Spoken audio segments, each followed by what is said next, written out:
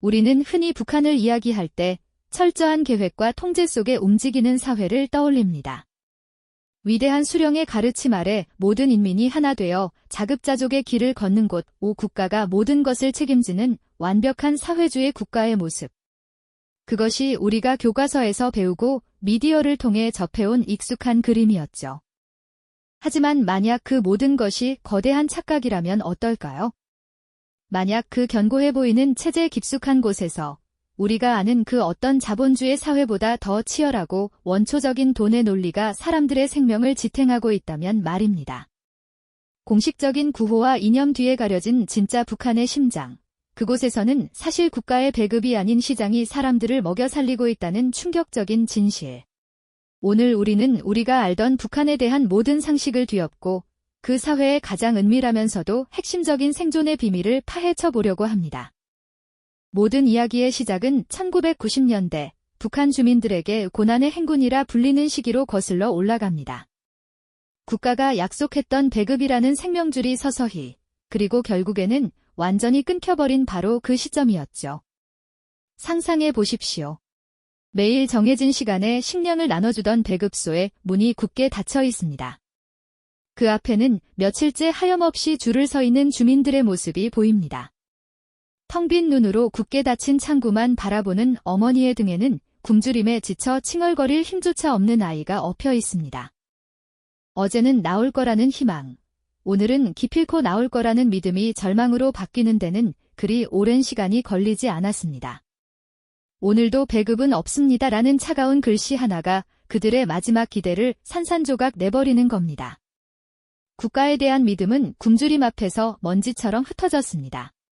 국가가 더 이상 인민을 먹여 살릴 수 없다는 냉혹한 현실은 주민들을 생존의 벼랑 끝으로 내몰았습니다. 도시의 아파트 주민들은 화분을 걷어내고 작은 텃밭을 일궜고 아이들은 학교에 가는 대신 산과들로 향해야만 했습니다. 먹을 수 있는 풀뿌리를 캐고 나무 껍질을 벗겨 허기를 채우기 위해서였죠. 하지만 그것만으로는 부족했습니다. 생존을 위해서는 무언가 다른 방법이 필요했습니다. 바로 그때 아주 작고 은밀한 움직임이 시작됩니다. 어두운 골목길, 두 명의 여인이 주위를 살피며 조심스럽게 마주섭니다. 한 명은 며칠간 삭바느질을 해서 얻은 옥수수 한 줌을 내밀고 다른 한 명은 남편이 아끼던 낡은 손목 시계를 꺼내 보입니다. 공식적으로는 존재하지 않는, 그러나 생존을 위해 반드시 필요했던 그들만의 거래가 시작된 순간이었죠. 이것이 바로 거대한 시장 경제의 씨앗이었습니다. 처음에는 이렇게 개인과 개인 사이의 물물교환에 지나지 않았습니다. 하지만 절박함은 사람들을 한 곳으로 모이게 만들었습니다. 누군가 용기를 내어 사람이 다니는 길목 한쪽에 보자기를 펼쳤습니다. 그 위에는 집에서 기른 감자 몇 알과 직접 짠 옷까지 몇 벌이 전부였죠. 처음에는 모두가 두려움에 떨었습니다. 언제 보안원이 들이닥쳐 모든 것을 빼앗아갈지 모르는 일이었으니까요. 하지만 한 사람이 두 사람이 되고 두 사람이 10사람이 되면서 텅 비었던 공터는 어느새 작은 시장의 모습을 갖추기 시작했습니다. 이것이 바로 장마당의 태동이었습니다. 국가 시스템이 멈춘 바로 그 자리에서 주민들의 생존 본능이 만들어낸 자생적인 경제 시스템이 싹을 틔운 것이죠. 그들에게 장마당은 단순한 시장이 아니었습니다. 국가가 포기한 자신들의 생명을 스스로 책임져야 하는 처절한 생존의 현장이었던 겁니다. 시간이 흐르면서 암암리에 형성되던 장마당은 놀라운 속도로 진화하기 시작했습니다. 처음에는 먹을 것을 구하기 위한 소규모 물물교환 장소에 불과했지만 점차 그 규모와 취급 품목이 상상을 초월할 정도로 커져갔거든요. 이제 장마당에 가면 없는 것이 없다는 말이 나올 정도였습니다. 한쪽에서는 농민들이 직접 기른 신선한 채소와 곡물이 산더미처럼 쌓여 있고 다른 한쪽에서는 중국에서 들여온 최신형 가전제품과 화장품이 번쩍이며 손님을 유혹합니다. 심지어 한국 드라마가 담긴 USB나 외국의 의약품까지 은밀하게 거래되는 그야말로 하나의 거대한 경제 생태계가 만들어진 것입니다. 활기 넘치는 장마당의 풍경은 텅 비었던 배급소 앞의 절망적인 모습과는 너무나도 대조적이었습니다. 국가가 실패한 바로 그 지점에서 인민 스스로가 놀라운 생명력으로 새로운 경제 질서를 만들어내고 있었던 거죠. 이러한 장마당의 중심에는 억척스러운 여성들이 있었습니다. 북한에서 남성들은 대부분 직장이나 군대에 소속되어 있어야 했기 때문에 자유롭게 장사를 하기가 어려웠습니다. 자연스럽게 생계의 책임은 여성들의 어깨 위로 고스란히 넘어왔죠. 그녀들은 새벽같이 일어나 물건을 떼어오고 하루 종일 목청껏 소리를 지르며 손님을 끌어모았습니다. 때로는 단속 나온 보안원들과 실랑이를 벌이며 물건을 지켜내야 했고 밤늦게까지 그날 번 돈을 세며 다음 날 장사를 걱정해야 했습니다. 가족을 굶기지 않겠다는 일념 하나로 그녀들은 북한 비공식 경제의 가장 강력한 동력이자 주인공이 되었습니다. 장마당의 시끄러운 소음 속에는 가족의 생계를 책임지려는 어머니와 아내들의 치열한 삶의 외침이 담겨 있었던 겁니다. 장마당이 북한 경제의 핵심으로 자리 잡으면서 이전에는 상상할 수 없었던 새로운 계층이 등장하기 시작합니다. 바로 돈주라고 불리는 신흥 자본가들이었죠. 그들은 단순히 물건을 파는 상인들과는 차원이 달랐습니다. 막대한 자본을 바탕으로 장마당의 유통망을 장악하고 국경을 넘나드는 무역을 통해 부를 축적했습니다. 누군가는 중국과의 무역으로 번 돈으로 운수업에 뛰어들어 물류를 장악했고 또 다른 누군가는 고리대금업으로 막대한 이익을 챙기기도 했습니다. 어두운 시장 한편의 식당 뒷방에서 두툼한 외화 뭉치를 세는 돈주의 모습은 북한 사회에 새로운 권력이 탄생했음을 보여주는 상징적인 장면이었습니다. 그들의 손에 들린 돈은 이제 단순한 화폐가 아니었습니다. 그것은 권력이었고 지위였으며 때로는 법보다 더 강력한 힘을 발휘하는 생존의 무기였죠. 물론 이 모든 과정이 순탄했던 것은 아닙니다. 공식적으로 북한은 여전히 사회주의 계획 경제를 표방하는 국가였고 개인의 사적인 경제 활동은 불법이었기 때문입니다. 시장이 커질수록 국가의 감시와 통제 역시 더욱 교묘하고 집요해졌습니다. 시장을 단속하는 보안원이나 보위부원들이 수시로 들이닥쳤고 상인들은 그들과 매일같이 아슬아슬한 줄다리기를 해야 했습니다. 하지만 여기서 흥미로운 현상이 발생합니다. 단속을 해야 할 국가 권력이 오히려 시장에 기생하기 시작한 것이죠. 보안원은 상인에게 뇌물을 받고 단속을 눈감아 주었고 심지어는 자신의 권력을 이용해 특정 상인의 뒤를 봐주며 이익을 공유하기도 했습니다. 국가와 시장은 서로를 부정하면서도 한편으로는 서로가 없으면 존재할 수 없는 기묘한 공생관계를 형성하게 된 겁니다. 시장 한복판에서 벌어지는 단속원과 상인의 은밀한 흥정은 이념과 현실의 괴리가 만들어낸 북한 사회의 단면을 적나라하게 보여주었습니다. 기술의 발전은 이 그림자 경제에 더욱 강력한 날개를 달아주었습니다. 특히 중국을 통해 밀반입된 휴대전화는 장마당의 풍경을 완전히 바꾸어 놓았습니다. 상인들은 더 이상 발품을 팔지 않고도 전화 한 통으로 물건을 주문하고 재고를 확인했습니다. 국경 너머의 중국 파트너와 실시간으로 환율 정보를 교환하며 거래를 성사시켰죠. 멀리 떨어진 도시의 시장 상황을 파악하고 어떤 물건이 잘 팔리는지에 대한 정보를 공유하는 것도 가능해졌습니다. 휴대전화를 귀에 댄 채 빠르게 돈의 흐름을 쫓는 상인의 모습은 우리가 알던 북한의 이미지와는 너무나도 다른 역동적인 시장 경제의 현주소를 보여주는 장면이었습니다.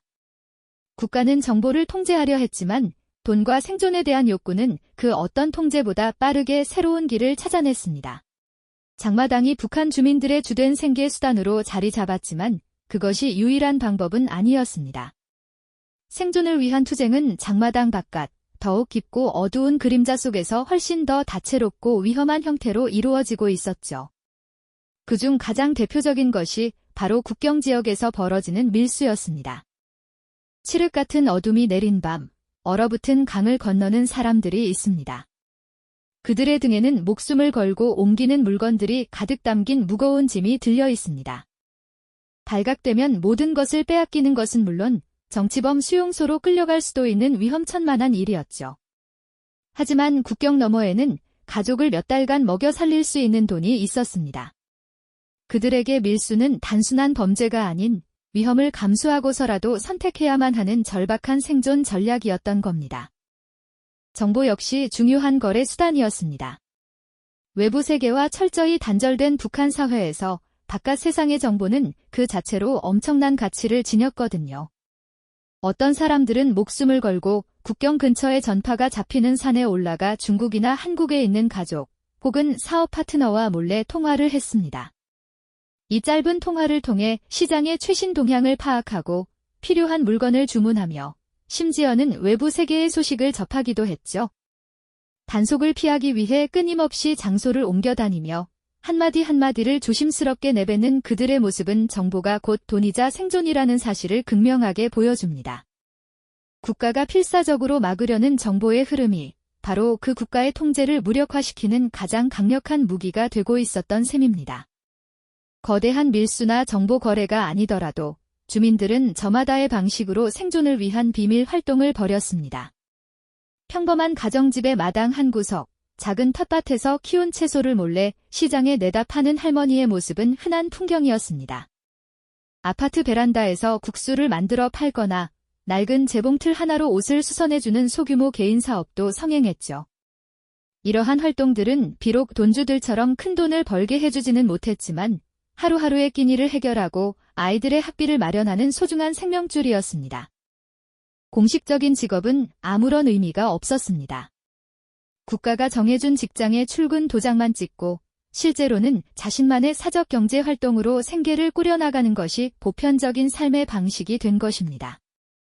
물론 이러한 그림자 경제 활동에는 언제나 위험이 뒤따랐습니다. 예고 없이 닥치는 단속은 그들의 모든 노력을 한순간에 물거품으로 만들 수 있었기 때문이죠. 갑작스러운 단속반의 등장에 혼비백산하여 좌판을 걷어차고 도망치는 상인들의 모습은 안타까움을 자아냅니다. 그들은 단지 굶지 않기 위해, 가족을 지키기 위해 필사적으로 살아남으려 했을 뿐인데도 늘 범죄자처럼 쫓겨 다녀야 했습니다. 이처럼 북한 주민들의 삶은 국가의 공식적인 이념과 생존을 위한 비공식 경제 활동 사이의 위태로운 경계선 위에 놓여 있었습니다. 그럼에도 불구하고 그들이 보여주는 놀라운 생존력과 창의성은 인간의 삶에 대한 의지가 얼마나 강인한지를 역설적으로 증명하고 있었습니다. 이 모든 변화의 중심에는 결국 돈이 있었습니다. 수많은 탈북자들의 생생한 증언은 북한 사회에서 돈이 가지는 힘이 우리가 상상하는 것 이상임을 일관되게 이야기합니다. 그들의 기억 속에서 돈은 이념보다, 출신 성분보다, 심지어는 당에 대한 충성심보다 훨씬 더 현실적이고 강력한 힘을 발휘했습니다. 한 탈북자는 이렇게 회상합니다. 자신의 동생이 사소한 문제로 보위부에 끌려갔을 때 가족들이 한 일은 당에 탄원서를 내는 것이 아니었다고 말이죠. 그들은 있는 돈 없는 돈을 다 끌어모아 담당 보위부원에게 뇌물로 바쳤습니다. 그러자 다음 날 아무 일 없었다는 듯이 동생이 집으로 돌아왔다는 겁니다. 정의도, 법도, 이념도 아닌 오직 돈만이 문제를 해결하는 유일한 열쇠였던 셈입니다. 이러한 현실은 사람들의 가치관을 뿌리부터 뒤흔들어 놓았습니다. 과거에는 좋은 출신 성분을 가지고 당에 충성하는 것이 최고의 미덕이자 성공의 길로 여겨졌습니다. 하지만 이제 부모들은 자녀들에게 이렇게 가르친다고 합니다. 수령님에 대한 충성도 중요하지만 돈 버는 법을 배우는 것이 진짜 살아남는 길이다. 아이들의 장래 희망 역시 혁명의 전사나 당 간부가 아닌 돈을 많이 버는 돈주나 장사꾼으로 바뀌고 있다는 증언도 심심치 않게 들려옵니다. 사회주의 이념을 가르치는 학교 바로 앞 장마당에서는 자본주의의 논리가 더 크게 울려 퍼지고 우리식 사회주의를 외치는 선전구호가 붙은 담벼락 아래에서는 은밀한 뇌물이 오고 가는 것이죠.